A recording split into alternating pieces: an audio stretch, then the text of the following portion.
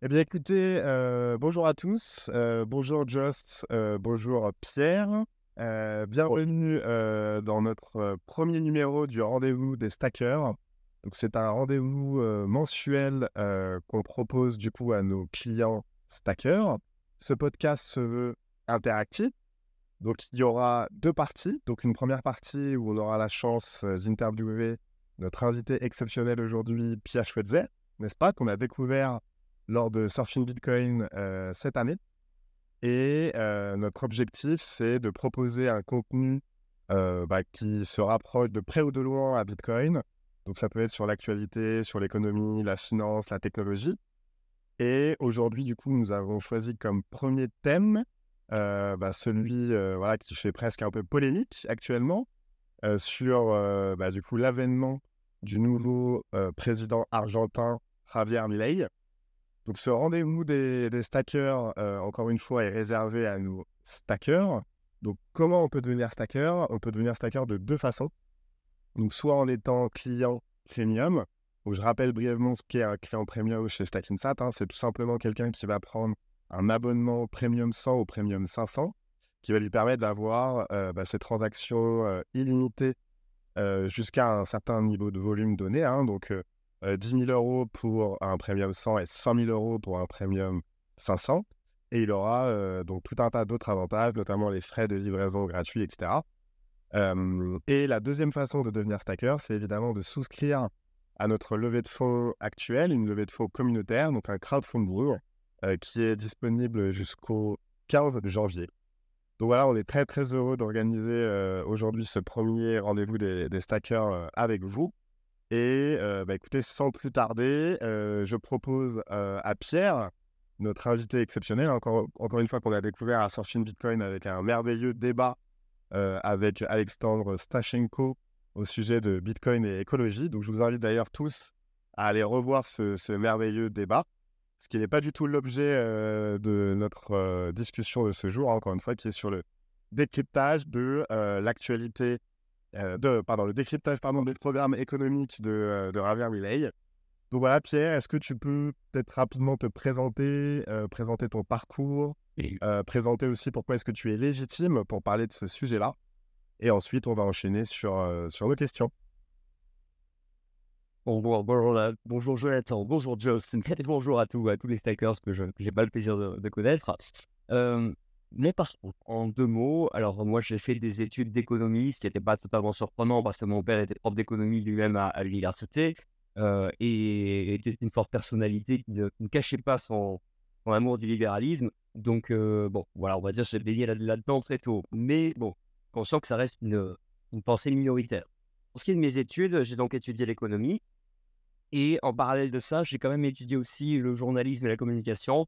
Et dans un premier temps, d'ailleurs, j'ai fait quelques années en journalisme et communication, essentiellement communication d'ailleurs, donc dans le secteur privé. Et au bout de 6-7 ans, j'ai eu l'opportunité, la chance de commencer à donner quelques cours à la faculté d'économie dont j'étais issu.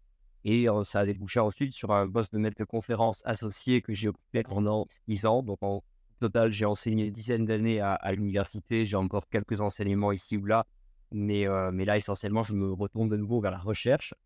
Donc voilà, j'étais maître de conférence associé dans une faculté de droit, mais en réalité, moi, je suis pas juriste, je suis économiste. Je le précise parce que voilà, je n'aime pas parler de ce que je connais pas. Et autant en économie, j'ai quelques compétences, en droit, c'est pas le cas.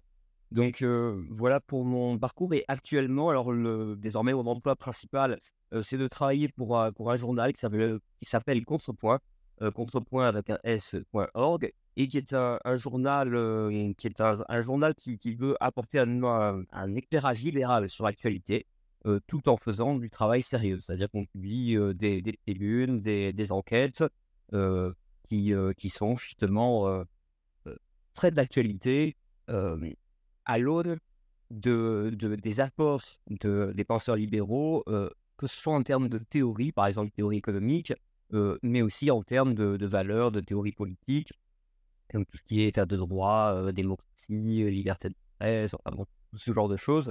Donc voilà, ça donne une diversité de thèmes, Donc voilà actuellement l'emploi principal que j'occupe. Et c'est pas tout à fait d'ailleurs sans rapport avec Bitcoin, parce que c'est à travers Contrepoint que moi-même j'ai découvert Bitcoin. Et donc c'est peut-être c'est une autre chose importante à préciser si on parle de légitimité, avec tous les air quotes qu'il faut. C'est que je m'intéresse à Bitcoin depuis assez longtemps. Alors j'ai pas acheté depuis aussi longtemps, mais mon parcours de Bitcoiner remonte à 2013, 2014, à mon avis plutôt 2013. En tout cas, c'est sûr qu'en 2014, là, je sais être allé à des conférences, etc., et en avoir beaucoup entendu parler. J'ai commencé à écrire dessus en 2015 dans un manuel d'économie numérique où j'ai consacré quand même 5-6 pages à Bitcoin que j'ai relu récemment et qui, à mon avis, d'ailleurs, tiennent encore la route.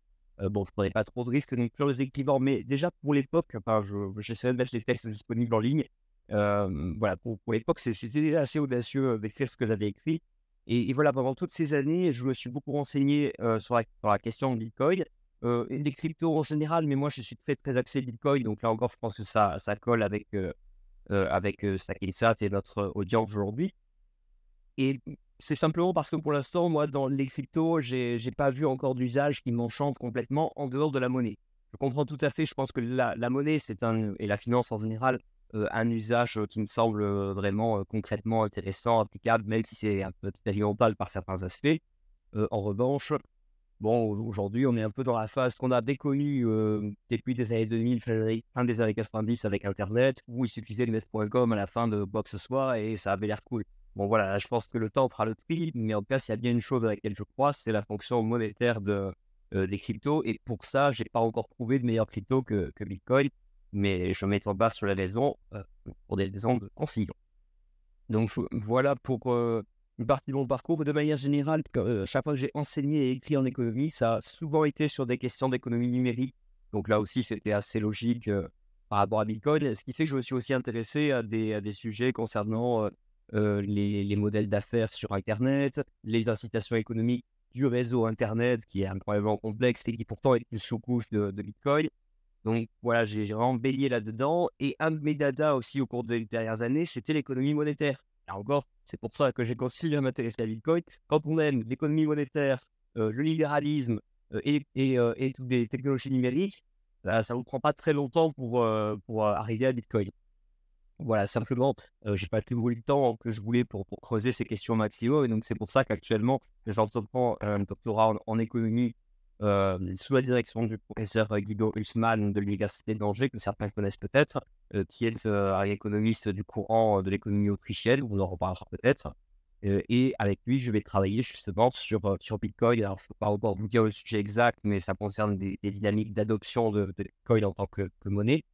Voilà, je pense une question, je vous dis quelque chose. Pierre, c'était une très belle introduction et peut-être avant de commencer, j'aimerais remercier la Crypte du Vin. Parce qu'en fait, aujourd'hui, nous sommes à Bordeaux avec Just, tout simplement parce que demain, on organise le premier meet-up des stackers à Bordeaux. Et donc, Philippe, le patron de cette cave à vin, la Crypte du Vin, gentiment nous accueille aujourd'hui dans ses bureaux pour qu'on puisse faire ce podcast avec toi, Pierre. Voilà, écoutez, sans plus tarder, je pense que Just, tu peux commencer par ta première question. En fait, juste pour qu'on sache de quoi on parle, donc on va parler de libertarisme, de libertarien, des mots très compliqués. Donc déjà, on va peut-être commencer par définir tout ça. Donc, qu'est-ce qu'un libertarien et le libertarisme? Le libéralisme, voilà déjà, comment on le prononce et qu'est-ce que c'est? Ok. Alors, la bonne nouvelle, c'est que j'aurais pas besoin de m'étendre sur la définition de tous ces mots, parce qu'en réalité, il y en a beaucoup qui sont à peu près interchangeables.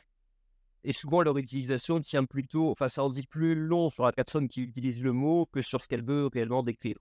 Donc, moi, je m'attarderai sur deux mots en particulier, ce serait libéral et libertarien. Libéral, comment dire, souvent on distingue le versant économique et le versant politique. Bon, moi, je pense que tout ça va ensemble, et en tout cas, c'est très difficile de séparer l'un de l'autre, parce qu'en réalité, vous ne pouvez pas accorder de liberté économique sans avoir les libertés politiques. Et inversement, si vous avez des libertés politiques, mais que vous restreignez les libertés économiques, c'est de la restreinte de liberté quand même. En gros, l'idée, c'est que l'individu prime sur l'État.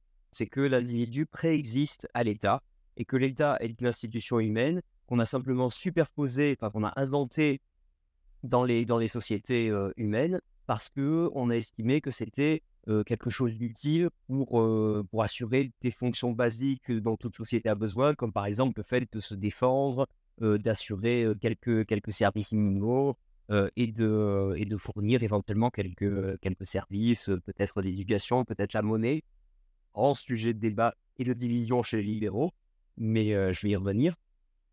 Et puis c'est vraiment l'idée aussi d'égalité des êtres humains en droit. C'est-à-dire que, par exemple, aujourd'hui, c'est quelque chose qu'on aurait tendance à oublier quand on balance comme ça des qualificatifs d'extrême droite pour des gens qui se réclament du libéralisme. C'est si on remonte au 19e siècle et même bien avant, les libéraux étaient souvent en pointe sur les combats, par exemple, contre l'esclavage ou contre la colonisation. À l'époque où c'était, par exemple, une gauche laïque républicaine représentée par Jules Ferry ou d'autres qui faisait la promotion de la colonisation, etc. Donc c'est pour ça que c'est des aspects de la tradition qu'on méconnaît souvent, et ça n'empêche pas, malheureusement, c'est de là aussi peut-être que vient la confusion, que certaines personnes parfois se réclament du libéralisme, mais tout en faisant le contraire ou en voulant appliquer un programme contraire, parce que forcément ça sonne mieux de dire « je suis libéral », mais en réalité je veux tout contrôler, ça sonne mieux que de dire « je suis un sale dictateur ». Bon, voilà, donc il y a une question de marketing, si j'ose dire, pour faire un anachronisme. Donc, on va dire que le libéral classique, généralement, c'est celui qui défend une société où la liberté est la règle et l'interdiction est l'exception. Et généralement, le fameux truc un peu bateau qu'on nous apprend, comme quoi notre liberté s'arrête de là où commence celle de l'autre, c'est quand même assez vrai. C'est une bonne définition de départ. La question est plutôt de savoir, ensuite, souvent, les débats techniques, c'est plutôt où est-ce qu'on place la sphère privée et où commence le collectif.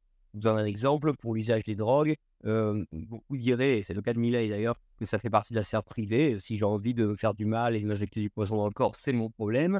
Peut-être que j'ai envie d'avoir une vie rock'n'roll et de mourir jeune ou j'en sais rien. Bref, mon problème. Et d'autres vous direz, ah oui, mais en réalité, ça pose des problèmes parce que les gens vont ensuite commettre plus de criminalité pour se procurer leur drogue, ils vont coûter cher au système de santé. Et là, bien sûr, ça part du principe que le système de santé est déjà étatisé. Enfin, bon. Donc, voilà, c'est souvent autour de ça que s'organisent les débats. Mais pour en revenir au point d'accord assez global, c'est l'idée selon laquelle on ne recourt à l'État que là où vraiment c'est très difficile de ne pas recourir à l'État. Et généralement, dans la communauté libérale, les points qui font à peu près consensus, ça va être la défense nationale, la justice, la police, quelques infrastructures de base, c'est-à-dire vraiment les routes, les pompiers, la protection civile, enfin ce genre de choses. Mais pas forcément ensuite tous les transports en commun de toutes les villes, etc. Ça, c'est encore autre chose. Donc voilà, vraiment infrastructure de base. Et certains ajouteraient la monnaie. Voilà, moi je ne pense pas, mais encore une fois, c'est un point de division chez les libéraux. Et ensuite, il y a une autre tradition qu'on appelle plutôt les libertariens. Et là, les libertariens, c'est ceux, si vous voulez, que je rapprocherai du terme ultralibéral. Alors, ce qui crée là encore de la confusion, c'est qu'aujourd'hui, dès que vous trouvez quelqu'un un peu trop libéral à votre goût, vous balancez le qualificatif ultralibéral. En réalité, si vous regardez par exemple les pays qui sont qualifiés d'ultralibéraux et vous voyez que plus de la moitié du PIB est contrôlé par l'État, à un moment donné, les mots perdent leur sens. Voilà. Mais en revanche, est-ce qu'il est correct de dire que les libertariens sont des ultralibéraux? Oui, au sens où ce sont des libéraux à outrance, c'est-à-dire plus que les libéraux classiques. Qu'est-ce que ça veut dire plus? Ça veut dire essentiellement que cette fois-ci, ils vont un cran plus loin et ils disent l'État n'est pas légitime du tout. C'est-à-dire qu'ils contestent à l'État le monopole de la force, le monopole de la violence, alors ça sonne mal comme ça, le monopole de la violence, mais en réalité, bon, les juristes vous diraient c'est pas du tout un gros mot, c'est l'idée de dire chacun ne se fait pas justice soi-même. En revanche, si on veut qu'il y ait un système de justice et qu'on ne veut pas que les gens puissent s'entretuer sans qu'il y ait de conséquences, il faut bien qu'il y ait quelqu'un qui puisse appliquer des mesures prévues par la loi, etc. Et donc, ça implique effectivement d'avoir la police, d'avoir des tribunaux, des prisons, etc. Et voilà. Donc, la question, c'est de savoir, est-ce qu'on laisse à l'État ce monopole de la violence? Est-ce qu'on lui laisse de manière permanente? Est-ce qu'on lui laisse temporairement? Est-ce qu'on lui laisse ça comme étant quelque chose de droit divin ou de droit coutumier? Ou est-ce que c'est quelque chose qui est purement de l'ordre de la convention, du contrat social? Voilà. Et les libéraux vous diraient c'est de l'ordre du contrat social, mais ça doit pouvoir être remis en cause à tout moment. Les libertariens vous diraient non, parce qu'une fois que l'État a le monopole de la violence, justement, il a un monopole sur ce territoire et donc les gens qui sont nés et qui grandissent sur ce territoire ne peuvent plus en sortir, ne peuvent pas faire une sorte de sécession individuelle. Et puis, ils vous diront, le problème, c'est que l'État, ça commence toujours par un État minimal et ça grossit toujours, ça grossit toujours. Voilà. C'est une branche qui est minoritaire chez les libéraux, bien le comprendre. Elle a ce site séduisant qu'elle a de très grands penseurs et sur le plan théorique, ça donne des débats parfois extrêmement intéressants, mais assez peu connectés, il faut dire, avec le monde réel. Quand vous leur demandez quels sont les exemples réels de sociétés libertariennes qui fonctionnent bien, généralement, les réponses qui viennent, c'est le début du 19e siècle dans l'ouest des États-Unis, par ouest, et encore tout ça très discutable. Ou alors, ce qu'on a bien cité, c'est l'Islande du 10e siècle. Parce qu'effectivement, en Islande, au 10e siècle, il y avait une société sans État à proprement parler, et avec des communautés assez libres et qui se réunissaient une fois par an. Enfin bref, pas dans le détail, mais et voilà. C'est une utopie libérale, en fait. C'est juste, voilà, on va dire que les libertariens sont aux libéraux, peut-être que les communistes sont aux socialistes. Très belle comparaison. Et donc, du coup, tu dis que ça peut mettre l'individu en avant et éviter de mettre des règles. Donc, est-ce que c'est justement le côté anarchiste qu'on attribue à Javier Milei parce qu'on a entendu dire que c'est un anarcho-capitaliste. Qu'est-ce qu'un anarcho-capitaliste? L'anarcho-capitaliste, c'est vraiment, en dehors de vouloir couper les cheveux en quatre ou faire des choses pas catholiques sur des mouches, ça consiste essentiellement à dire la même chose que libertarien, anarcho-capitaliste. Ce serait une société, effectivement, qui repose sur la propriété privée, mais où ensuite tout est permis tant que c'est fait sous forme contractuelle. En gros, si je veux faire un contrat avec vous pour, je sais pas, si je veux que Jonathan me vende son rein droit le jour où où j'ai besoin d'une greffe de rein, éventuellement, c'est censé être possible. Ça veut dire que si des gens veulent s'organiser en petite communauté, que ce soit un voisinage, une congrégation religieuse ou n'importe quoi, et appliquer les règles qu'ils veulent chez eux, tant que c'est librement consenti, normalement, ils peuvent. Milei s'en réclame, et je pense, alors pour ce que j'ai vu, il connaît cette idéologie. Maintenant, il est évident qu'en en se présentant à l'élection présidentielle, il ne parle pas d'abolir l'État. Or, vraiment, si on voulait être très strict sur ces termes-là, là encore une fois, ce serait plus une sorte de boussole morale vers laquelle on voudrait tendre, c'est-à-dire dégageons l'État du maximum de domaines qu'on peut, mais sachant que ça ne se fait pas du jour au lendemain, et jusqu'où ça se fait, seule l'expérience peut le dire. Donc, de toute façon, il n'est pas assez idiot pour être, comme par exemple certains anarchistes, alors, souvent de gauche, mais même il y en a aussi justement chez les anarcho-capitalistes, qui seraient quasiment prêts à justifier la violence pour faire advenir une société meilleure, plus juste. Là, on tombe vraiment dans l'idéologie, les utopies avec toutes les ondes dangereuses. Conclure sur ce thème-là, est-ce que finalement il n'y aurait pas une hiérarchie finalement entre libéral, ultra-libéral et ensuite anarcho-capitaliste? Ou pas? Est-ce que on pourrait conclure comme ça? Oui, on pourrait dire que voilà, si c'est un spectre comme ça, oui. Et juste un mot sur le mot néolibéral. Là encore, circuler, il n'y a pas grand-chose à voir. C'était juste une forme de renouveau du libéralisme. Donc certains libéraux l'ont utilisé à partir des années 1930, et eux le voyaient plutôt comme un libéralisme plus édulcoré, plus à gauche, plus étatiste. Et puis ensuite, le terme a été récupéré dans la deuxième partie du XXe siècle, plutôt pour qualifier les ultralibéraux, si vous voulez. Et donc, c'est un terme qui a été utilisé comme épouvantail, parce que dès qu'on met le mot néo dans quelque chose, en général, ça meuf. Donc, voilà, là encore, à mon avis, il n'y a pas grand-chose derrière le terme. Ok. Eh bien, écoute, merci. En tout cas, c'était important, je pense, de poser ces définitions, parce que forcément, on va probablement les employer encore régulièrement lors de ce podcast. Donc, maintenant que ceci est fait, rentrons plus sur le thème de ce podcast, qui est le décryptage, encore une fois, du programme économique de Javier Milei. Mais avant, encore une fois, de rentrer dans le détail de ce programme, c'est important de contextualiser, finalement, l'élection de Javier Milei.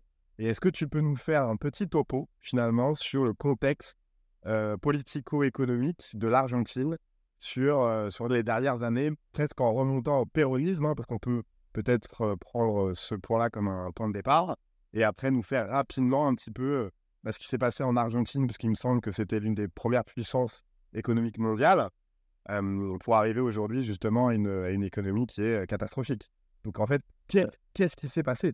Qu'est-ce qui s'est passé dans ce pays? Est-ce que tu peux nous faire ce petit topo? Et aussi, juste rapidement dire qu'est-ce que c'est le péronisme.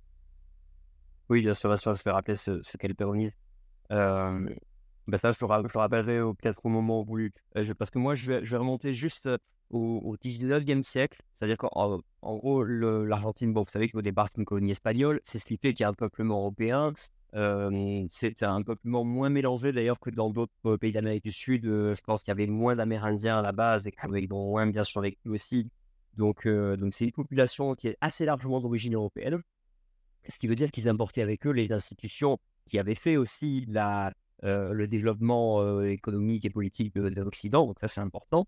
Et ça fait que l'Argentine, ça et le fait que c'était une terre qui était pleine de ressources naturelles, qui était grande, qui était donc peuplée déjà depuis des siècles par les Espagnols et leurs descendants, plus d'autres vagues d'immigration, c'était un pays qui avait pas mal de cartes en main pour réussir. Et ils ont bien réussi jusqu'à la fin du 19e siècle, où là encore, c'était tellement vu comme une puissance montante que d'abord, si on regarde l'architecture de l'époque, c'est une architecture de n'importe quel pays prospère de la fin du 19e siècle. Et à l'époque, j'ai vérifié les chiffres avant l'émission, hein, parce que je vous dis, l'Argentine était au niveau des États-Unis de l'époque, là aussi, en termes de revenus par habitant et de niveau de prospérité. Et c'est pas uniquement en termes de revenus par habitant. Vous savez, parfois, quand on peut dire, oui, regardez, pas en Suisse, à Singapour, des choses comme ça, on a des très forts revenus par habitant, et c'est vrai, beaucoup plus qu'en Chine, par exemple, mais c'est vrai que la taille du pays compte aussi, parce que le fait de pouvoir mettre ses ressources au service d'un objectif, qu'il soit commercial, guerrier, ce que vous voulez, ça compte aussi. Donc l'Argentine, elle était grande, et elle avait un super PIB par habitant, et elle a connu des vagues d'immigration comme les États-Unis, c'est-à-dire par exemple beaucoup d'Italiens, beaucoup d'Allemands. Donc les Italiens et les Allemands, il y en a aussi beaucoup aux États-Unis. Bref. Beaucoup de Basques aussi d'ailleurs. Après que j'en ai pas, mais il y a une grosse immigration basque en Argentine et dans d'autres pays d'Amérique du Sud. Donc voilà, et ça leur a donné une vitalité économique très forte. Les capitaux venaient beaucoup dans ce pays aussi, c'est-à-dire qu'ils ont eu beaucoup d'investissements étrangers, justement du fait des diasporas qui a informé aussi à la maison des opportunités économiques en Argentine, et donc tout le monde voulait investir en Argentine. C'était un peu le Bitcoin de l'époque, on ne savait pas trop sur quelle base ça reposait, mais on voulait investir dedans. Ça reposait sur de très bonnes bases, et puis ensuite tout est allé de travers. La première chose qui est allée de travers, d'abord, c'est, on va dire, la Grande Dépression des années 1930, qui a touché l'Argentine comme d'autres endroits. Et elle-même, la crise des années 30, c'était une crise de surinvestissement, où ensuite tout le monde est un peu retombé sur terre. Sauf que pour certains, ça s'est vite rétabli, et pour d'autres, ça s'est poursuivi par des dictatures politiques.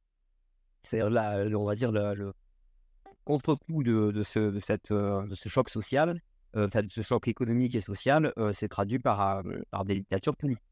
Qu'est-ce qui s'est passé en Argentine dès les années 1930, et puis ensuite, ils se sont pris, si j'ose dire, avant ça, ils s'étaient quand même pris la Première Guerre mondiale, qui a beaucoup touché l'Atlantique, hein, donc le commerce transatlantique, qui est essentiel pour l'Argentine, avait été assez largement coupé en fait pendant la Première Guerre mondiale. Et donc la Deuxième Guerre mondiale, là aussi, difficile pour l'Argentine, ne serait-ce que par la perte de ses clients habituels. Voilà. Et après la Deuxième Guerre mondiale, c'est là qu'on en arrive au péronisme. Alors le péronisme du nom de Juan Perón, qui était un dirigeant politique qui est devenu un dictateur, je pense qu'on peut le dire. Alors parfois ils arrivent comme dictateurs, parfois ils sont élus présidents puis deviennent dictateurs, comme Napoléon III par exemple. Donc là, je ne sais plus quel était exact Perón, mais c'est certain qu'il avait une idéologie qui était très proche du fascisme italien des années 1920. Et attention, je ne balance pas le mot fascisme juste pour discréditer, c'est parce qu'en fait, ça a un sens assez précis. Par exemple, la différence entre le fascisme italien des années 20-30 de Mussolini et l'Allemagne d'Hitler, par exemple, même s'il y a beaucoup de points communs, la différence, c'est que le premier penchait beaucoup plus à gauche. Et que Mussolini, justement, voulait en matière politique comme en matière économique, en matière politique, c'était exaltation de la grandeur et de la puissance de la nation, et au niveau économique, c'était l'État doit diriger les choses. L'État, c'est le chef d'orchestre, il doit donner les grandes orientations. Donc, on nationalise les industries considérées comme stratégiques, on fait en sorte que l'État assure un filet de sécurité important pour la population, qui implique bien sûr de centraliser beaucoup de ressources, c'est-à-dire d'avoir des impôts élevés, d'empêcher les gens de faire sortir leurs capitaux, de partir à l'étranger, etc. Bref, une vision très dirigiste de l'économie, mais teintée de nationalisme. Voilà, donc c'est différent par exemple de la variante socialiste soviétique, qui était très dirigiste économiquement et qui sur le papier n'était pas si dirigiste du point de vue politique. Et ils ont appliqué ça, donc ensuite on peut aller assez vite en fait sur la deuxième partie du XXe siècle parce que c'est une succession de dictatures plutôt d'inspiration de gauche et de dictatures d'inspiration de droite, extrême droite en réalité, mais qui ont peu pour point commun économiquement d'appliquer un programme planificateur. C'est vraiment ça le point commun, c'est la planification. Et alors, ils ont eu des périodes où ils étaient centrés sur les exportations, alors notamment ils produisent beaucoup de vin, beaucoup de viande de bœuf, etc. Des périodes où ils ont pu voulu développer un marché intérieur, mais un petit peu comme la Chine, c'est-à-dire quand on fait quelque chose qui apparemment de l'extérieur a l'air libéral, on le fait, enfin, c'est fait à marche forcée par l'État. Donc voilà, c'est quand même une manière de voir les choses un peu particulière, pas du tout par exemple comme le développement du capitalisme en Angleterre, où il y a eu une vraie histoire parlementaire, où ça a mis, on a eu 300 ans pour construire une démocratie, un état de droit. Voilà. Et puis ensuite, dernier épisode peut-être de l'histoire d'économie de l'Argentine, c'est l'inflation. Jusque-là, il avait largement évité parce que généralement, tant que vous arrivez à faire croire, déjà tant que vous arrivez à avoir des capitaux extérieurs qui arrivent, vous pouvez généralement maintenir une valeur élevée pour votre monnaie parce qu'on croit toujours que les choses n'ont pas l'air de très très bien, mais en réalité, l'économie a quand même du ressort. Et puis au bout d'un moment, quand même, les capitaux étrangers ont été refroidis par les dictatures, les guerres.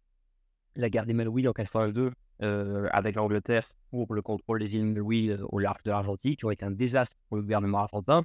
Et c'est là vraiment, je pense, 82, c'est le début de la descente aux enfers pour l'Argentine. Et cette fois-ci, il n'y a plus grand-chose en réalité pour convaincre les Argentins et le reste du monde que l'impression monétaire repose sur quelque chose.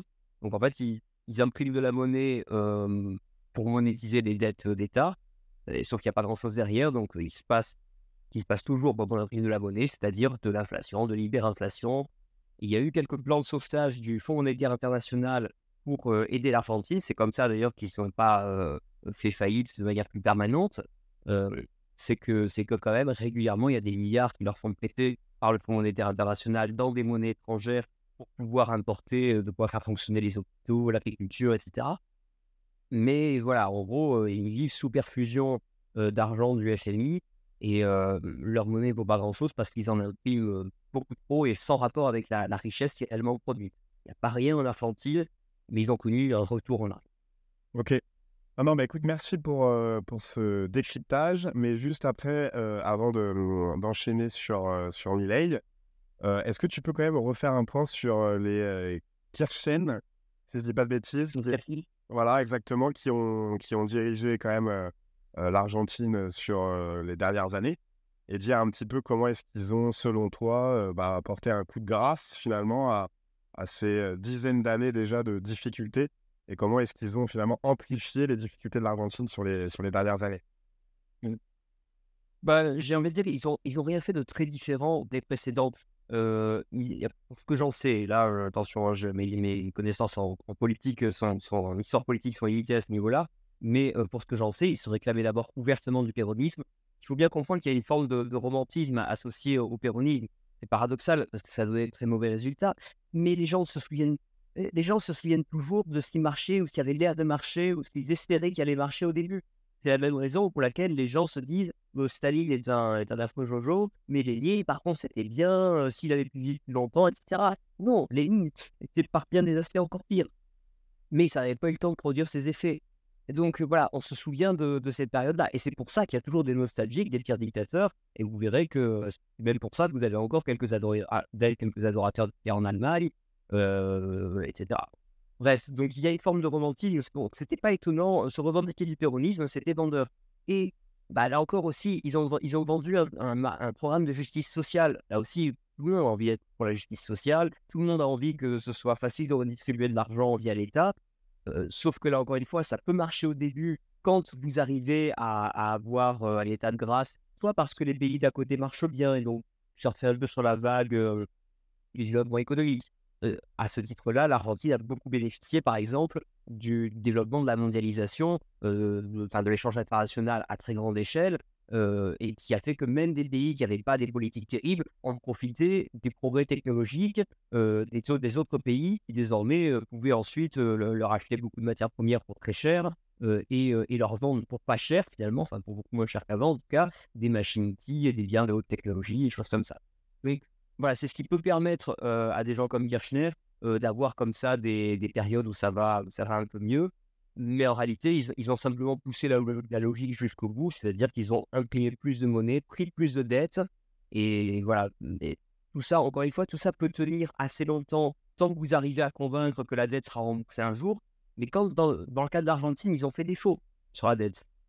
Ils ont fait défaut plusieurs fois. Et pour prendre que l'histoire récente, il y a au moins 2001, 2014, et là, je crois aussi une fois plus récemment, je ne sais pas si c'était 2020 ou 2019, mais voilà. Ils ont fait plusieurs dépôts sur leur dette. Donc, ils ne peuvent plus emprunter dans leur propre monnaie. Ils empruntent en dollars. Des dollars, ils n'en produisent pas. Donc, ça veut dire que maintenant, pour rembourser des créanciers étrangers en dollars, eh bien, il faut qu'ils produisent quelque chose pour les échanges contre des dollars. Et c'est là où il faut quelque chose pour rembourser. Et il ne suffit pas de dire on va embaucher tout le monde comme fonctionnaire. Parce que personne ne veut échanger des dollars contre des fonctionnaires argentins. Donc oui, vous avez encore de l'agriculture, du vin et des choses comme ça à exporter, mais ça ne fera pas tout.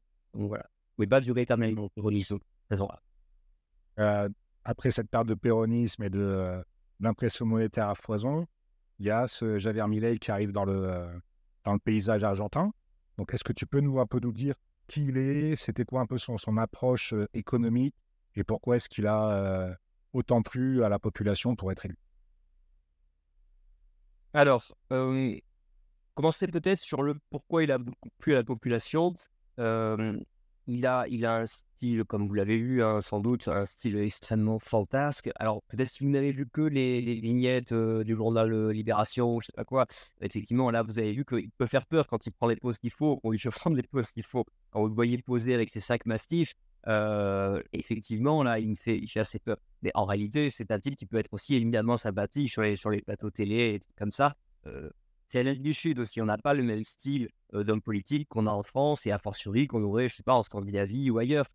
C'est l'Amérique du Sud. Donc ça, c'est une première chose pour le style. Il a ce profil comme ça, il a été chanteur dans un groupe de rock, repris Rolling Stones, il a été footballeur, semi-professionnel, je crois. Il a cette coupe de cheveux improbable. Bon, là, je ne peux pas trop lui en vouloir là-dessus, mais voilà, ça devient plutôt sympathique. Donc voilà, pourquoi il plaît, il y a ça. Et puis alors, surtout, c'est que les Argentins, ils ont un peu tout essayé. Ils ont essayé la droite, la gauche, le milieu, depuis longtemps. Donc je veux dire, voilà, au bout d'un moment, vous pouvez mentir assez longtemps pour masquer la perte de valeur de la monnaie, de compétitivité de l'économie, etc. Mais à un moment donné, quand vous en êtes réduit à instaurer du contrôle des capitaux et finalement imprimer de la monnaie parce que vous avez imprimé trop de monnaie, les prix augmentent et donc vous imprimez de la monnaie, les gens ne peuvent pas être durablement pris pour des imbéciles. Donc, à un moment donné, même si on a tous envie de croire qu'on peut imprimer de la monnaie pour imprimer de la richesse, même l'Argentin de la rue, vraiment celui le moins éduqué, son bon sens lui dit que c'est pas vrai. Et Javier Milei, je pense, a fait un très bon job d'expliquer pourquoi. Et ça m'amène à la deuxième partie, justement, l'économiste Javier Milei. Il est d'abord économiste de formation et que moi, je ne connaissais pas du tout avant cette campagne.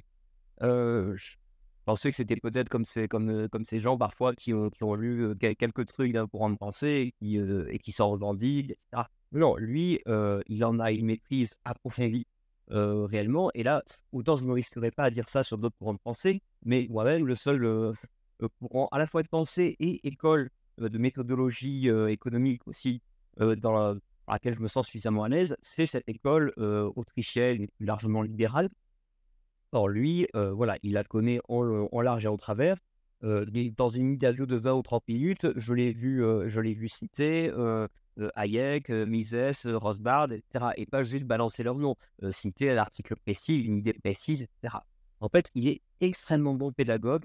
Je crois que lui-même a découvert, cela dit, le libéralisme sur le tard, mais comme beaucoup de gens qui ont une révélation tardive, ça l'a fasciné. Il a eu envie de l'expliquer au reste du monde, et il est excellent pédagogue pour ça.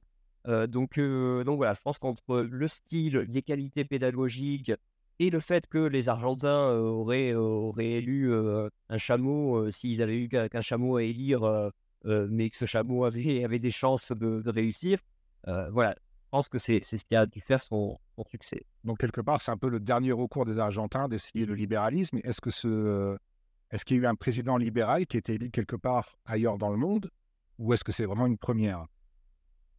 Alors, un président libéral, oui, des gens qui se revendiquaient libéraux, qui ont appliqué les programmes globalement libéraux et qui maîtrisaient assez le sujet, il y en a eu.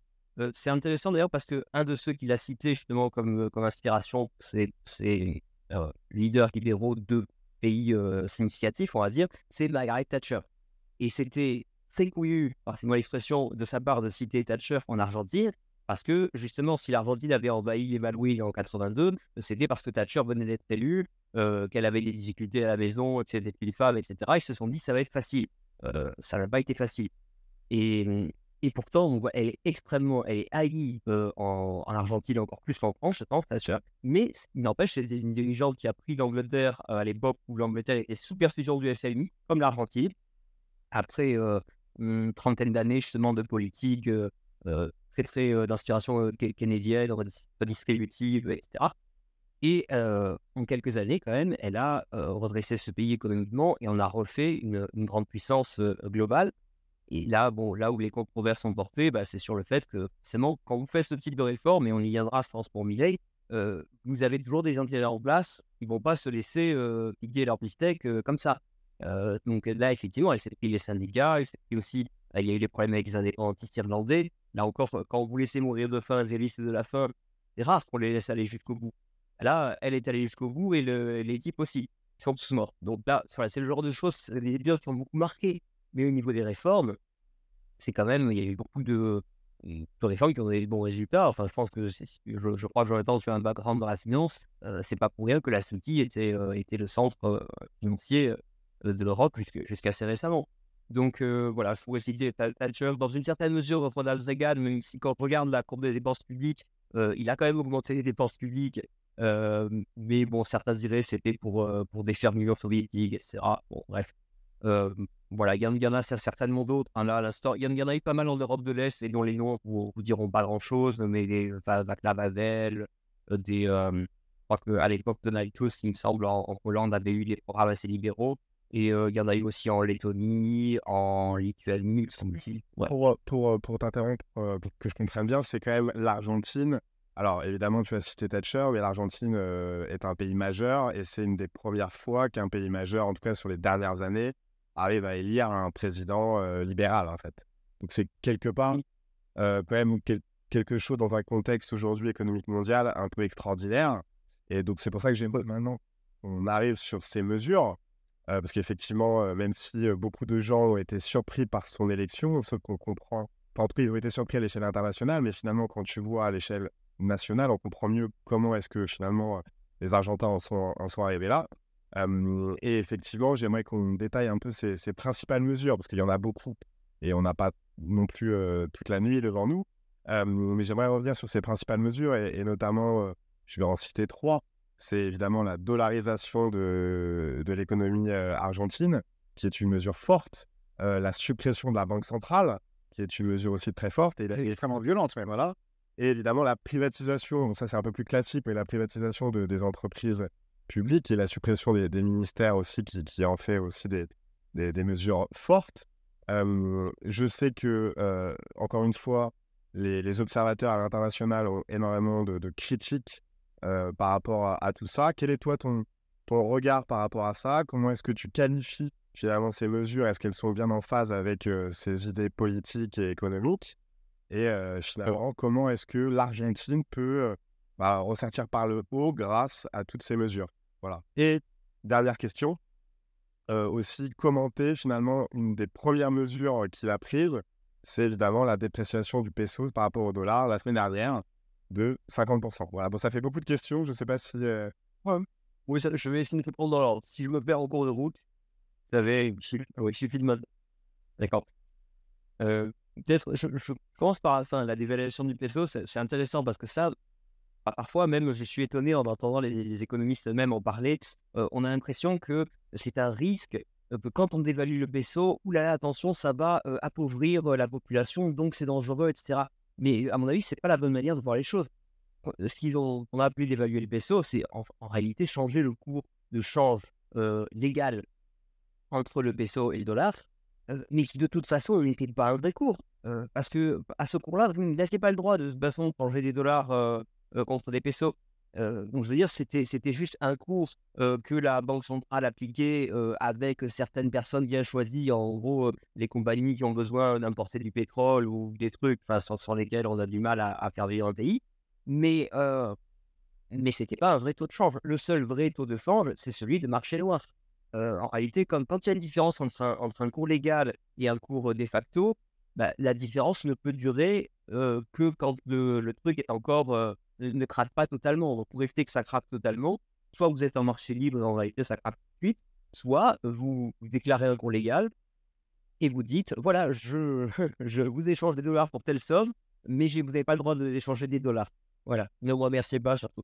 Donc, c'était ça l'histoire de cette dévaluation du peso. En réalité, de toute façon, quelle que soit l'option retenue d'une manière ou d'une autre, on en reviendra toujours à un vrai cours, que ce soit par la pénurie, par l'ajustement, par l'offre et la demande, on en revient toujours au prix fondamental. Là où c'est important, mais ça par contre j'en parlerai après, c'est sur la manière de dollariser. Effectivement, là il y a un truc où il ne faut pas qu'il se loupe, c'est à quel taux est-ce qu'on transforme les pesos en dollars dans la monnaie en circulation, dans les réserves bancaires, dans les réserves de banque centrale, etc., au moment où vous dollarisez. Et ça, à la limite, c'est un peu plus technique.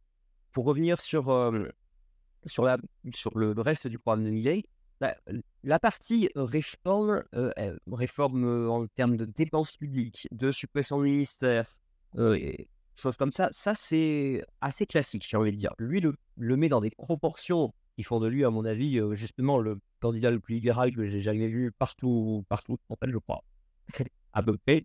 En tout cas, le candidat qui a été élu avec ce programme, il y en a beaucoup qui se sont présentés. Hein. Chaque année, aux États-Unis, vous avez un candidat du Parti libertarien à côté des deux principaux. Personne n'en parle parce qu'en général, il est marginal et jamais élu.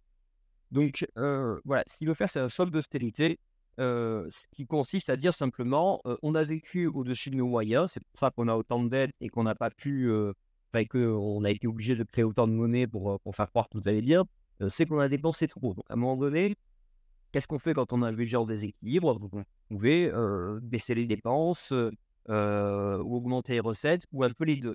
Là où c'est intéressant, c'est que beaucoup disent on va commencer par augmenter les recettes et les dépenses, on verra après. Donc en gros, ça veut dire augmenter les impôts. Et lui a une approche intéressante qui va largement le différencier de Trump d'ailleurs. En fait, il y a aussi différencie, mais c'est un autre sujet.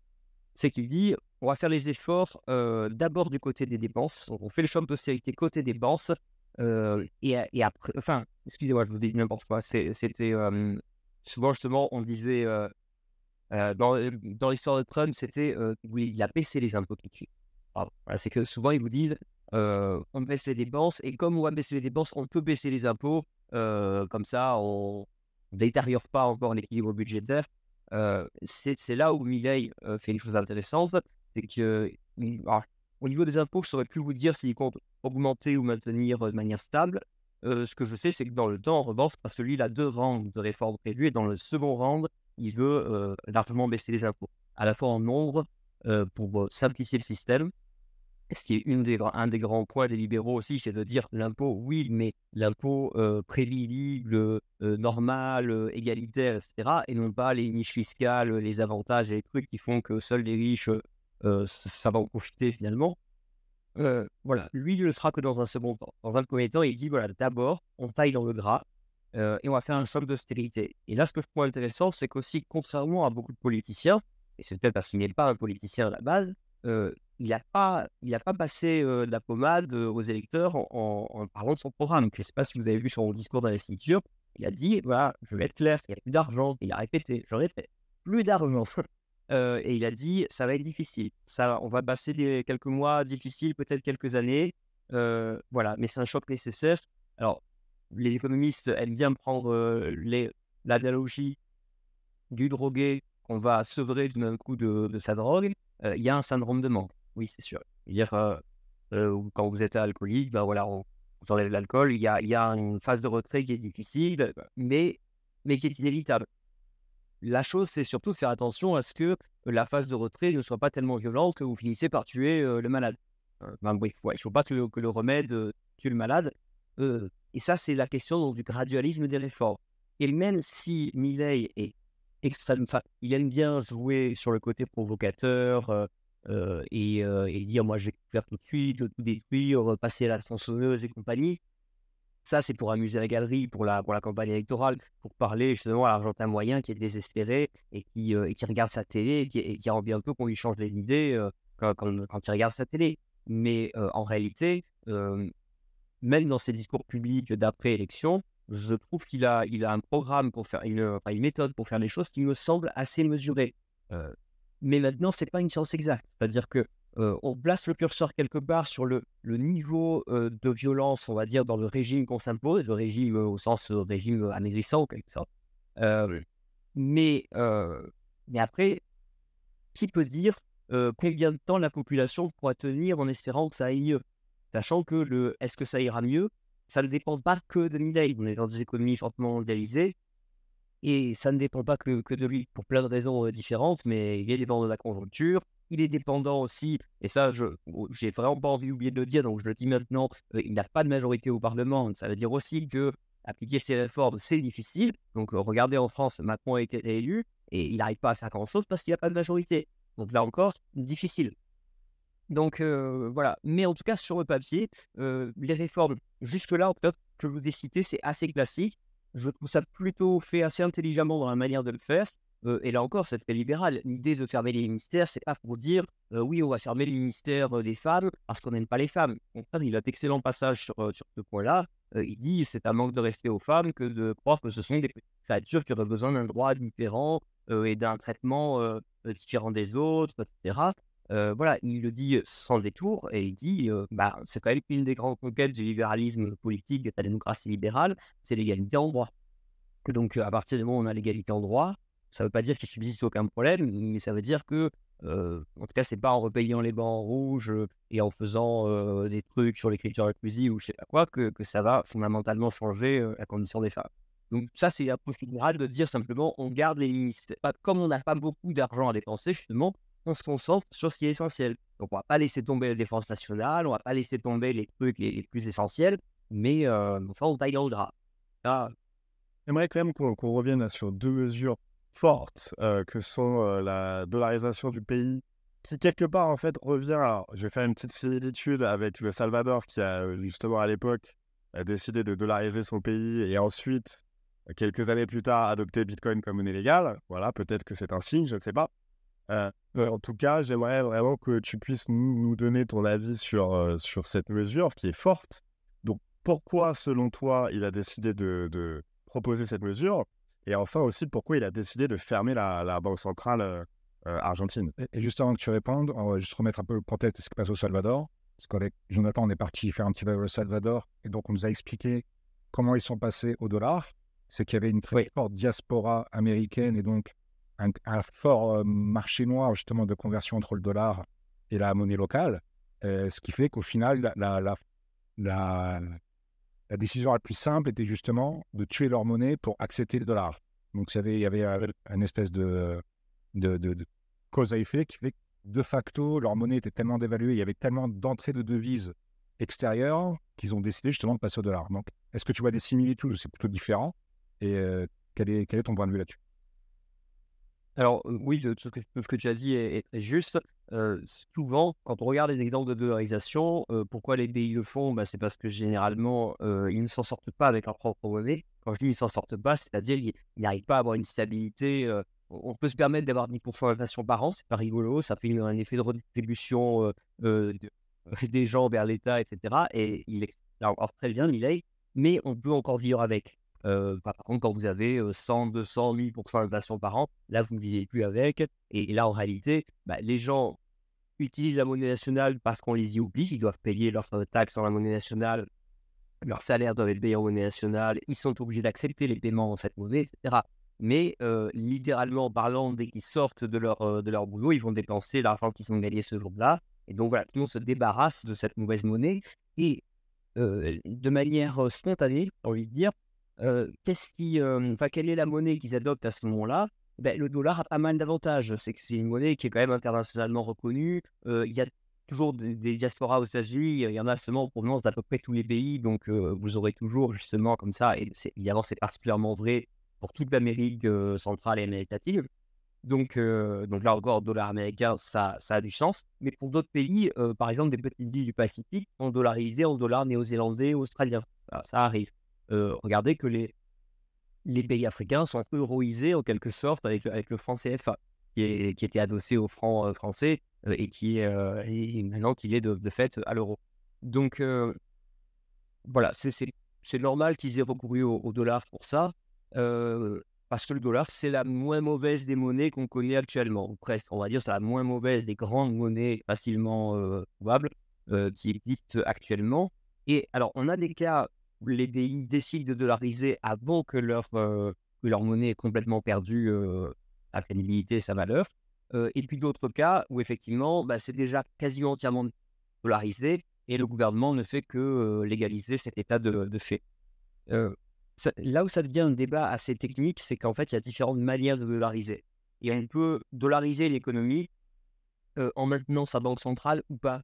Mais quand on va dire sa banque centrale, par exemple, et ça a été le cas dans certains pays, notamment de manière pas anecdotique, le Zimbabwe qui, avant sa crise d'hyperinflation, dans les années 2000, je crois, avait connu justement les phases où ils étaient dollarisés. Mais la banque centrale existait toujours. Et apparemment, c'est aussi pour ça que Milei veut supprimer la banque centrale. C'est parce que tant que la banque centrale existe, même si elle n'a plus de monnaie qu'elle crée, qu'elle contrôle et qu'elle impose, elle existe toujours. Et donc, quand vous voulez revenir à une monnaie nationale, qui encore une fois est toujours très tentant parce qu'à court terme, quand vous, vous repartez sur la base d'une nouvelle monnaie, vous pouvez toujours prétendre que cette fois, ça va bien se passer et ça vous donne quelques années de répit en général où vous pouvez encore faire passer des récits pour des lanternes. Donc, l'avantage de supprimer la banque centrale, c'est de brûler ses navires. L'avantage de la maintenir, généralement, c'est plutôt de lui faire assurer d'autres fonctions ou c'est de ne pas froisser les fonctionnaires qui y travaillent. Enfin, c'est ce genre de choses. Donc, lui, je crois qu'il veut vraiment supprimer la banque centrale parce qu'il veut faire comprendre aux gens. Il n'y a pas que le côté technique de la dollarisation qui l'intéresse. Lui, c'est là où il a fait un travail, je pense, de très bonne qualité. C'est pour expliquer aux Argentins comment l'inflation bénéficie à l'État. Comment est-ce que c'est une opération de vol déguisé? C'est une taxe déguisée qui n'a jamais été votée. Et donc, voilà, ça, il illustre très bien. Et donc, dans le style qui est le sien, effectivement, pouvoir amener une maquette de la Banque centrale à la télé et la détruire à coups de marteau en éruptant, en devenant tout rouge, etc., voilà, ça fait vendre. En réalité, c'est pas obligé de le faire, mais voilà, d'après ce que je comprends, il a...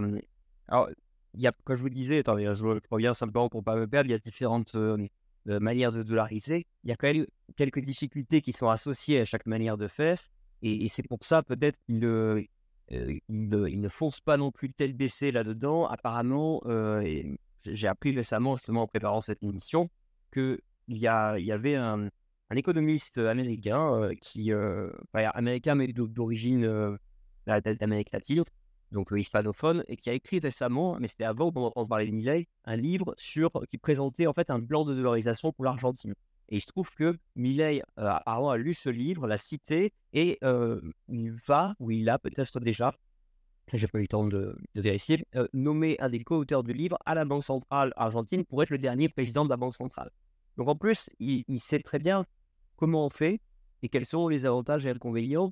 Là, c'est vraiment un truc, c'est pas du tout, il n'y a pas de solution évidente. Même en n'étant pas spécialiste de la question, rien que les débats parmi les économistes montrent que c'est compliqué. Je t'interromps, mais effectivement, il y a évidemment beaucoup de débat autour de cette dollarisation de l'économie argentine. Et finalement, quels sont les détracteurs, enfin comment dire, les arguments des détracteurs par rapport à cette situation catastrophique de l'Argentine? C'est-à-dire que les détracteurs, ils sont bien gentils, mais quelles seraient les options alternatives qui permettraient de sauver l'économie argentine? Donc, quel est toi ton avis justement sur les arguments des détracteurs sur le fait que cette dollarisation est impossible ou très compliquée à mettre en œuvre?